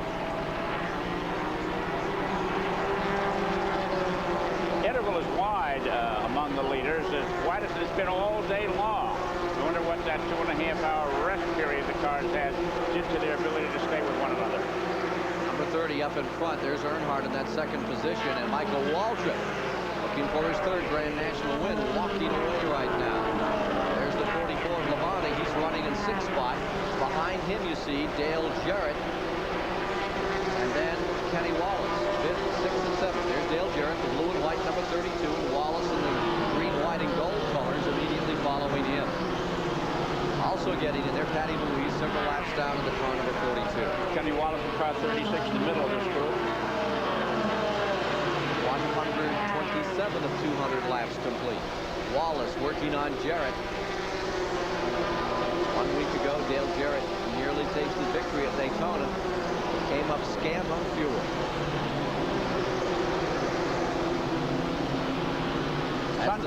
Sunshine on half the track, shadow on one half the track of the 2 turns at any rate.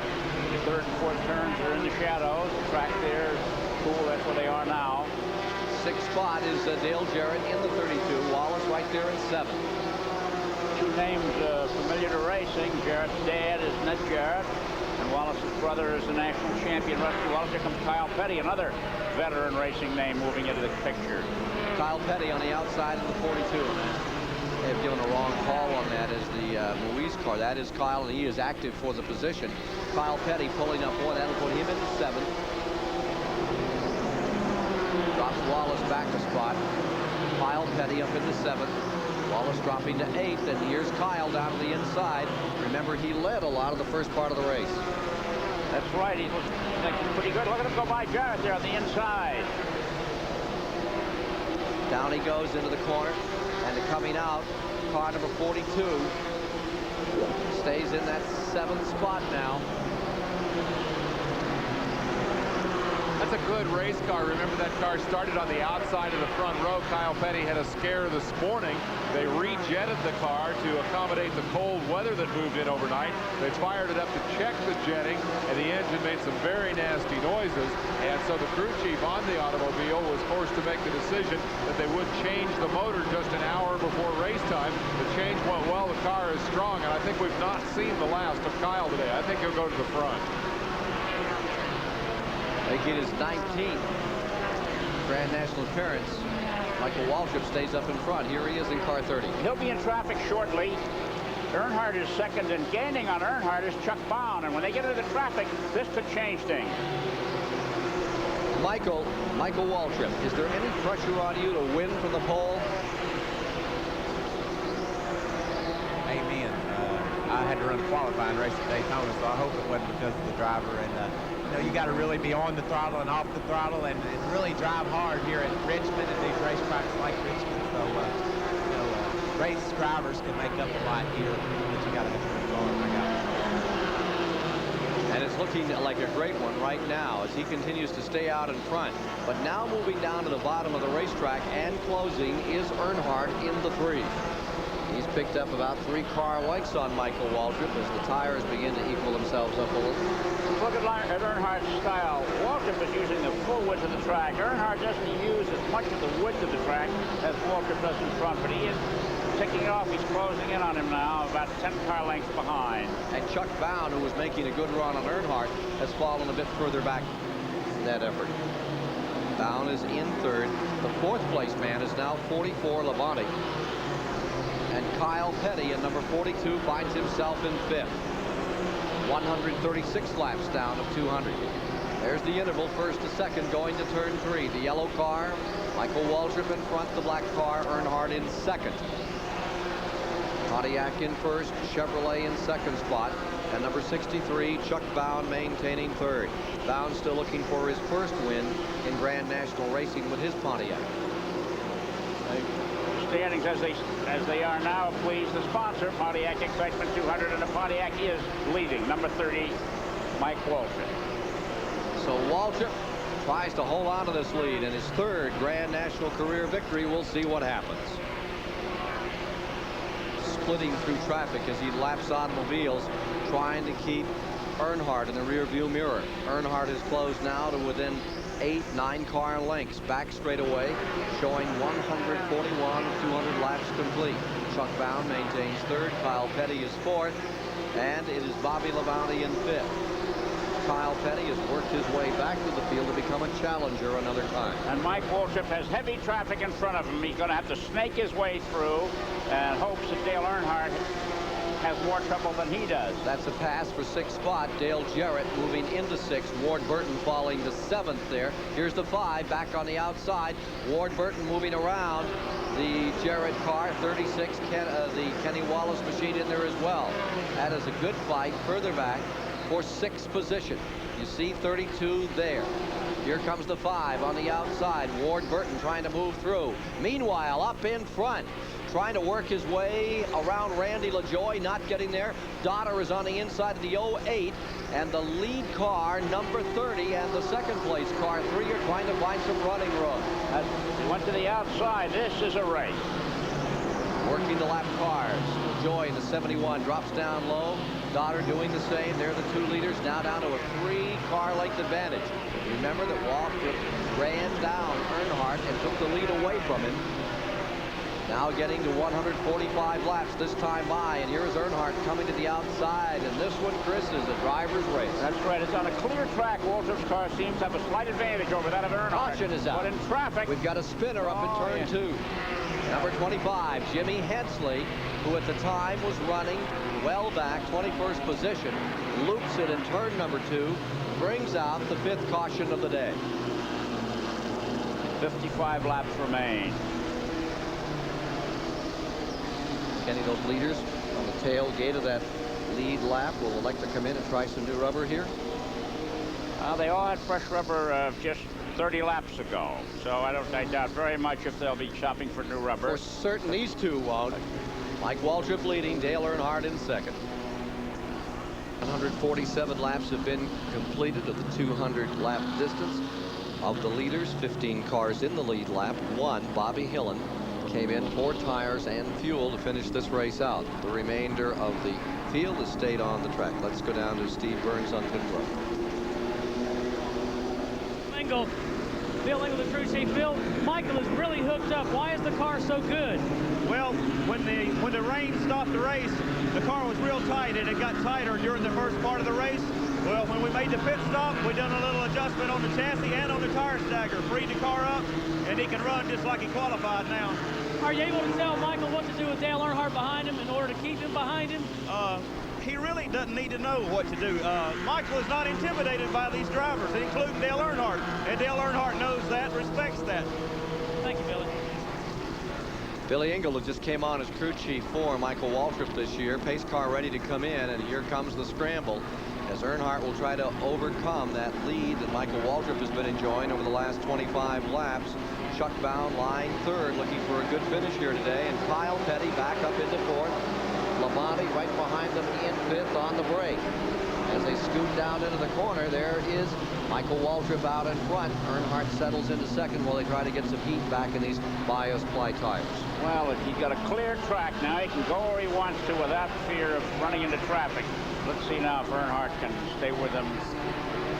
The speeds here, they're going about 121 miles an hour average, and drafting is really not much of a factor. Something's happened to Kyle Petty. He came out very wide in 4. He slowed way down. Here he is, top side of the track, and count him out of it. He's way at the back now. He's fallen all the way off the field. Something amiss on car number 42, Kyle Petty, who had shot up through the field to 4th position. Drawing away is Michael Waltrip in front with 49 laps remaining. Earnhardt stays 2nd, and Chuck Bound having a dandy day in car number 63. The 4th place man is Bobby Labonte. That kid keeps coming on.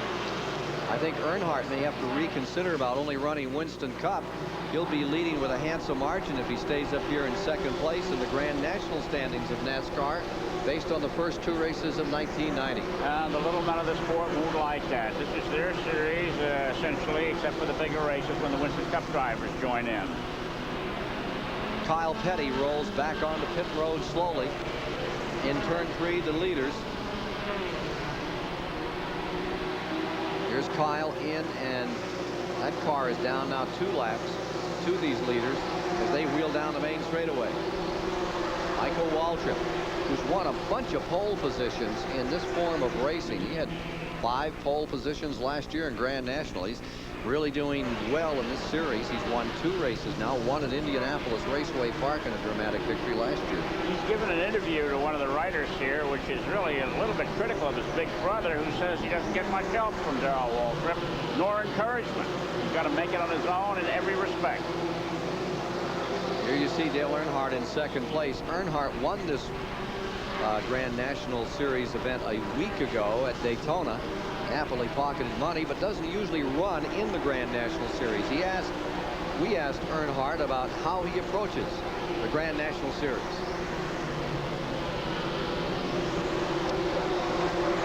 I don't think the strategy is any different. Go out and try to win. Work hard to try to win. But as far as pressure, and it's a little more fun and relaxing. I haven't got a lot of point pressure or anything like that. We're at points. We just try to go out and win. Fading very high in turn 4 was Michael Waltrip. It gave the inside to Earnhardt. He took a look. Wasn't quite ready to deal with it yet. Maybe that's all there is in both of those cars. I just spoke with Tony Uri, Dale Earnhardt's crew chief, and Michael Waltrip's lead may be deceptive. He said Dale is in good shape and he's just riding around right now. Billy Engel, the crew chief on Waltrip's car, did a great job on that adjustment that they made. Again, this was in the caution period just before the race restarted. Keep in mind they could not work on these cars during the 2.5-hour break. Engel got the setup just right, and Waltrip has a very strong race car. Remember how easily Earnhardt passed him earlier in the race when he took the lead. Waltrip has now come back, repassed Earnhardt to take the lead, and for the moment is holding him at bay pretty well. The car's sticking good on the bottom. 158 laps complete. One slip by Waltrip and the race will be Earnhardt. He can't afford to put one wheel wrong in the laps that remain. Rick Mast pitting car number 22. Mast is out of it. Leaders having 159 now on the scoreboard. Third and fourth place cars remain Chuck Bound and Bobby Labonte, but Bobby Labonte is closing in. Dale Jarrett lies 5th and Wallace is 6th. The third and fourth place cars behind Waltrip and Earnhardt are staying right with them, an interval there of about 50 yards. Here's that leader, Michael Waltrip, and Earnhardt is staying with it. I think he's throwing him a dummy out here. I don't know. I think Waltrip is giving it all. I think Earnhardt is too. Earnhardt is not a plotter. He likes to get out front and go. In the meantime, I think Bound and Labonte are going to be threats before this race is over. Hanging right in there, about 15 car lengths back. There you see them, Bobby Labonte closing in on the 63 of Chuck Bound. Now back with the leaders. And Waltrip's lead grows a little. Meanwhile, car number 6, Tommy Houston, who has worked his way up into 9th again, he's back on pit road. Houston is pitting. Second place man, the Winston Cup standings a year ago. Leaders, now here's 3rd and 4th coming by. Bobby Labonte in that 4th position. Right in front of him, the car number 63, the Pontiac of Chuck Bound. Oldsmobile of Bobby Labonte. Notice how he looks over there. There's enough banking here so he can sneak a peek across. Trying to fathom how the traffic's running around the racetrack. When you run a 3/4 mile, it's a lot like a quarter or a half. You really want to keep track of where everybody is around this place. Tommy Houston has rejoined the field. 14 cars, correction, 13 cars remain now in the lead lap. There's 36 laps of racing remaining. In about 10 laps, Waltrip will be back again in heavy traffic. And that should make life interesting because his 3 closest pursuers are right behind him. Maybe a little longer, Chris. Daughter is really the tail ender over there, and it may get closer to the finish when he's going to be in that traffic. He's become a fair traffic driver. Couldn't say that a couple of years ago about Mike Waltrip. Yeah, but he miscued earlier today when he was behind a driver that tossed him the lead, if you remember. Well, here he is up on the outside and moving neatly through on Robert Presley of Asheville, North Carolina, who's had a couple of near misses, double spin over here in turn 2 earlier today. That interval stays stabilized just as you see it now. Waltrip first, Earnhardt second, and Chuck Bound. Bobby Labonte finish out that summit meeting up on top. The 5th place man is still Dale Jarrett, and he's getting some pressure from 36 Kenny Wallace. Here's your third-place struggle. Bobby Labonte back there in number 44 is seeing most of the big league tracks for the first time. He placed 6th last week at Daytona. What does he expect here at Richmond? Just a world of difference, you know. Of course, being last week was the first weekend at Daytona, I learned a lot. You know, coming down here, up here. We got a spinner, and it's among the leaders. It's Ward Burton, who was running in 8th up here in turn 4. He loops it. Ooh, and almost collects the leader as he came back out. Yeah. That was quite a U-turn. He looked like a figure-8 runner. He looked like somebody in the Olympic ice skating doing their school figures. So, Michael Waltrip had a little surprise as he came out of number 4. Almost became a hood ornament on car number 5. Ward Burton, who spun in turn 3, got it down and back underway. 168 laps of 200 now complete at Richmond International Raceway.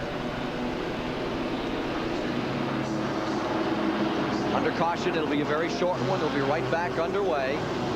Michael Waltrip trying to stay in front of Earnhardt. This ought to be a dandy finish. Stay with us. Settling down for a shootout now. The question, can Dale Earnhardt get back around Michael Waltrip and win this race? Earnhardt was dominating at the midpoint where the rains came. After the rains, when the race resumed, Waltrip went to the front and has had it all his way. And I think, Chris Economaki, you have hit on the big question, and that is what becomes of Chuck Bound, the 3rd place car, and Bobby Labonte running 4th. Now they've closed up the interval thanks to the caution, and they're going to be right there when we get back to green, which is right about now. Let's go back topside to Ken Squire. Street fight gang battle, and 4 involved at least, with Michael Waltrip leading. Earnhardt 2nd, Chuck Bound right in there in 3rd, and number 44 Labonte out there in 4th. Here's the yellow car of Waltrip on the point. He's your leader, looking for his 3rd Grand National win. The outside row cars are all way back in the standings. The leaders on the inside row. Look at that start for Waltrip. And on the break, the car number 5 backed up. Ward Burton had trouble on the start, fell off the pace. He picked up with the leaders. He dropped back about 10 car positions, and Earnhardt fell back on the start. And Bound is challenging Earnhardt for 2nd. Leader is Michael Waltrip in the 30.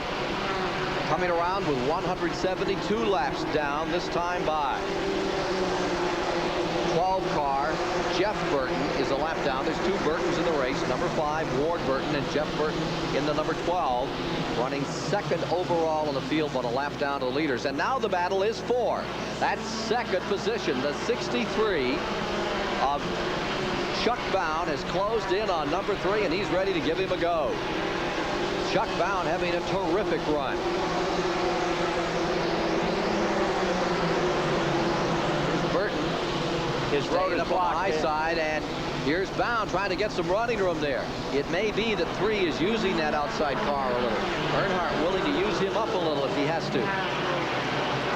And now we'll see. Here comes Bound back to the inside again, and it appears the handle may be just a tickle off on car number 3 as they go into turn 1. Down to the inside, Bound. And when he puts the power on, that 3 car wants an extra 8 feet, leaves a hole on the inside, and Bound has the power to work with it. Chevrolet number 3 in 2nd, and Pontiac 3rd. Murray has the luxury of being able to pick his own line. Bound has to take what's left if he wants to pass. Into turn number 1. Here's the red end. Here's another challenge going on. Here's the 44 of Labonte getting under that Burton car. He wants to get up in there and get a shot at those leaders. Burton doesn't want to give him any room at all. We're showing the 12 car is a lap down. Number 30, meanwhile, just draws away. Michael Waltrip pulls away. And the red, number 63, right behind the black 3. Chuck Bound again is there.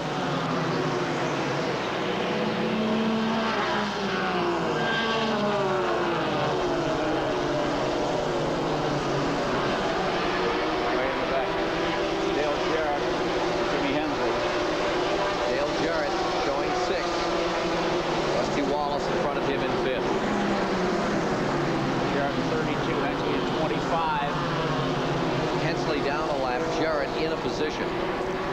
Dale in that 6th position. Hensley being shown back on the end of this thing now. 177 laps complete, and Michael Waltrip keeps this car hitched up. He's flying. Whatever he needed, he's found it. He's got it there.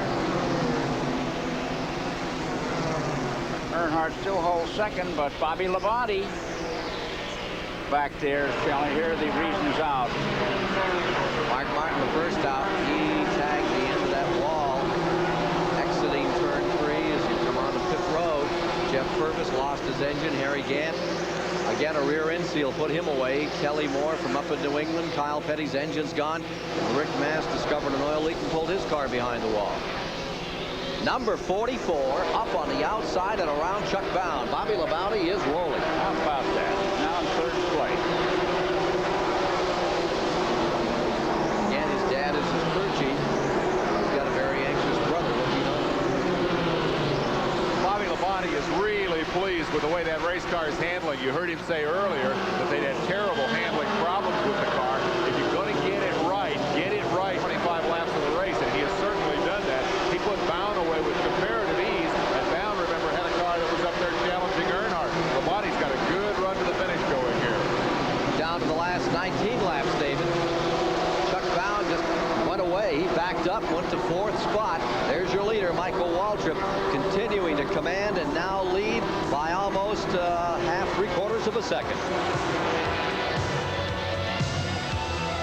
Caution at lap 183. Incident in turn 4 that may be, and it is, the LaJoie car. At Ford, New England driver, getting back underway, Randy LaJoie, former Northern champion in NASCAR, car number 71, fires it up, gets it going once again. 6th caution of the day. It's going to be a dash to the finish, Ken. 16 laps remain. It'll be 15 by the time the green comes out. Well, it'll be more than that because they've got to come around and probably it'll be at least probably a 13-lap run down. I wonder who's going to get lucky or unlucky on this one. Well, I think the restart, the man who's sharpest on the restart may gain a position. Now, how do you think Bobby is going to do out here, Bobby Labonte in that 44? Well, you know, he doesn't have much experience. He's got a fine car, a good handling car with a lot of tire marks on the sides, I noticed. And whether he's up to, you know, outsmarting somebody like Dale Earnhardt, that I question. Watch the number 6 on the outside. 1 lap and they're going to be racing. Tommy Houston is being shown as just 1 lap down. He's in 11th position. He's going to scramble to try to get back in this. Hope there's another caution quickly. Move back around to this field. There's no love lost between Tommy Houston and Dale Earnhardt. Here they are down for the start. They'll be getting the green with 186 to 200 complete. Walter beyond the point. Earnhardt in second. And here's the guy to watch. Young Bobby Labonte in the 44. He'll be out to try and gun down the man in black when that flag drops.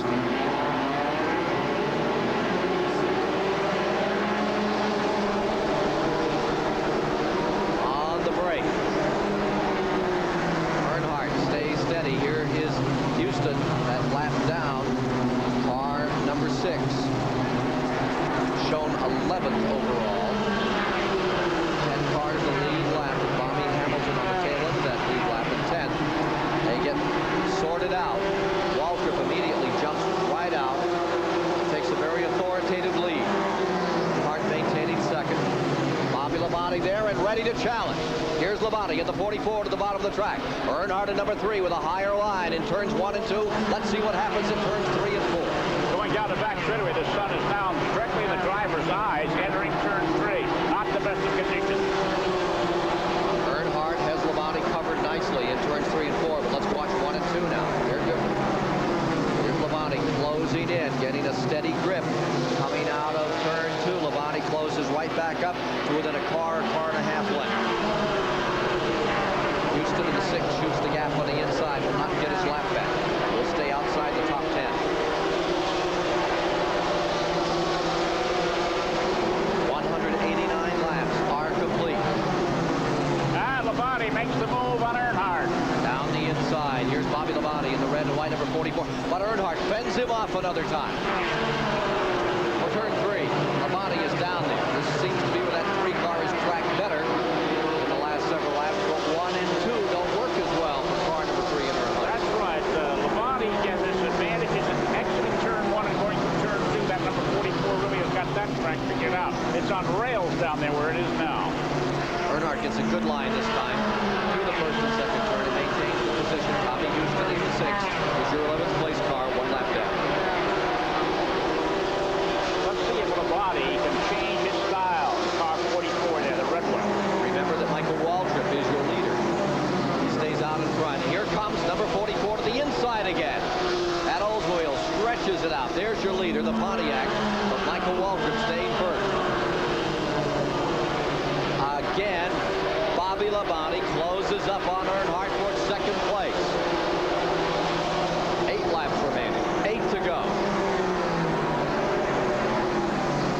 Young Bobby Labonte has Earnhardt high. You can see that car number 3 pitch to the outside. 44 to the inside. They gun him down the back straightaway. Labonte's driving awfully deep for that inside line.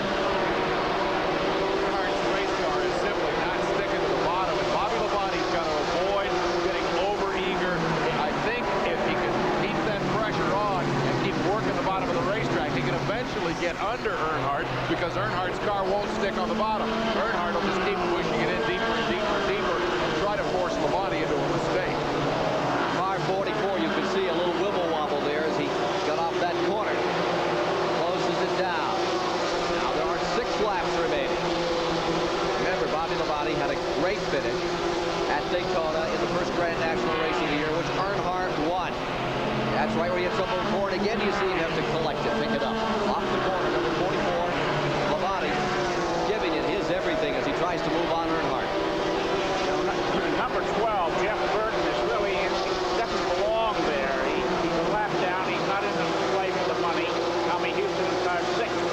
Likewise, a lap down, and they could become factors if he finishes second. Burton in the 12 is a lap down in 15th position.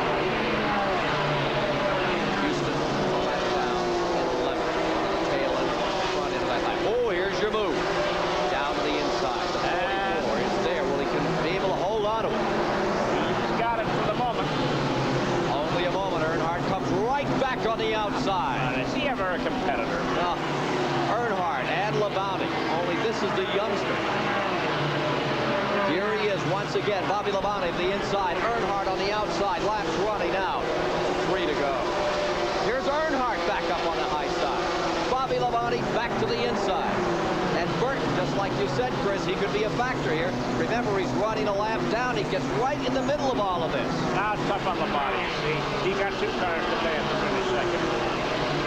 Down to the inside stays Bobby Labonte. Laps running down. 2 to go this time by.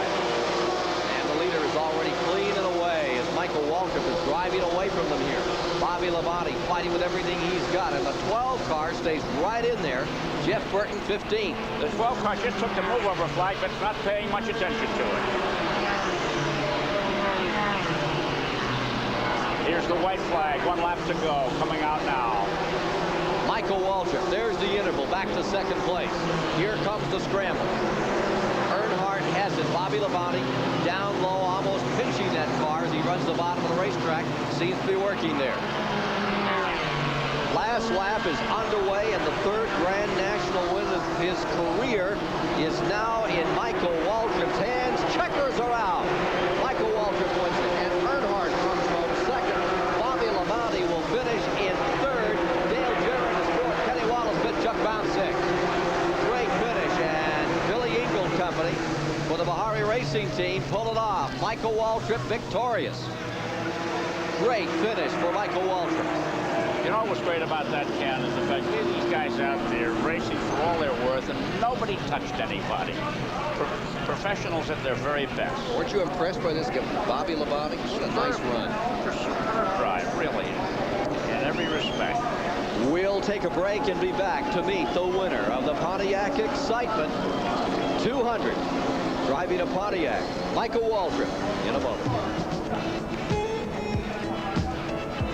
We're back with you at Richmond International Raceway, where the 2nd Grand National victory of the season is about to be enjoyed. First one went to Dale Earnhardt, saw it on World Sports, and here we are in Richmond, about to enjoy same with Michael Waltrip and the Bahari Racing Team after their sensational run here today on a day that's had everything. Rain, a little snow, a 2-hour delay. He's held on and then went from out back, came up through and defeated Dale Earnhardt in a dramatic finish. He's out of the automobile. We'll be going down to meet him in just a moment. Steve Burns is standing by. Michael Waltrip, only your 19th Busch Grand National start and already your 3rd victory.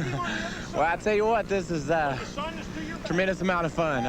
Ronnie Silver and these guys just literally finished this car and got it here, and Mike Fryer put me an engine under the hood that was strong, and we brought our Pontiac home, and Pontiac gives us a lot of support, and I'm just real happy to win the race for them and all the boys that work on it. Our Winston Cup crew comes over and helps out. It's a big team effort. Bahari Racing owns this operation, and it's good to win for them. We're going to get them one on Sunday one day. Mike, there are a lot of tough competitors on this circuit, but it has to feel good to finish right in front of that black car. Yeah, I couldn't believe I wasn't getting away from him because my car was real loose, and if I tried to run hard, I'd lose ground. And so I said, you know, don't let that black hood intimidate you. Just slow down and you'll speed up, and that's what I did and ran away at the end, which was something I really wanted to do. Michael, after that rain and snow delay, you were really checked out once the green flag fell again. Why was that? Well, I knew it's Indianapolis played over again. The first of the race, we pushed, but was able to keep right up with them. And I knew once we got our car the way we wanted it, we would be tough because we were running the same as they were. We drank us plenty of Kool-Aid. That's my new sponsor. I want to get them in there. I'm happy to win on their second attempt out for a Kool-Aid as my sponsor, and Country Time and Maxwell House and all those guys. Michael, at the top of the race, we said this car is nicknamed Jet, and today you earned your wings. Thank you very much. It feels good. Thank you, Michael. Come on, Kool-Aid, shit, we gotta go work. Well, 1 year ago, there were 17 different winners in Grand National competition over the 29-race schedule. This year, in 2 races, already 2 different winners. Looks like it's going to be some season in NASCAR Grand National. Here's Dave Despain. Speed up to slow down. Remember that, young racers. It's not always the guy who can put his foot down the hardest who wins the race. Today we saw that Waltrip was smart enough to back up just a little bit, and as a result pulled away from the intimidator Dale Earnhardt. Great run today for Bobby Labonte. It's been fun here in the World Sports Pit Communication Center, bringing you all the action and a visit with Derek Cope. We certainly hope you have enjoyed it as much as we've enjoyed bringing it to you. I'm Dave Despain. So that's the story here from Richmond International Raceway.